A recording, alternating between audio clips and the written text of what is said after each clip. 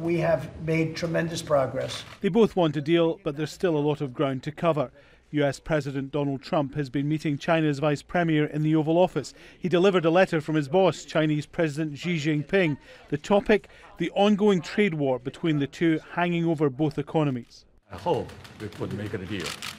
They've been sitting round the table in Washington this week trying to thrash out an agreement. But after days of talks, Donald Trump isn't certain there's a deal to be done. This isn't going to be a small deal with China. This is either going to be a very big deal or it's going to be a deal that we'll just postpone for a little while.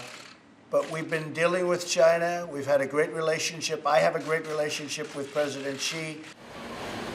The US wants China to buy more American goods and to change the rules of doing business in China, where American companies have to pair with local companies and hand over their trade secrets and intellectual property. Angered at a growing trade deficit, the Trump administration introduced 10% tariffs on billions of dollars of Chinese goods coming into the US. That will kick up to 25% if there's no deal by March 1st. The Chinese have retaliated with tariffs of their own.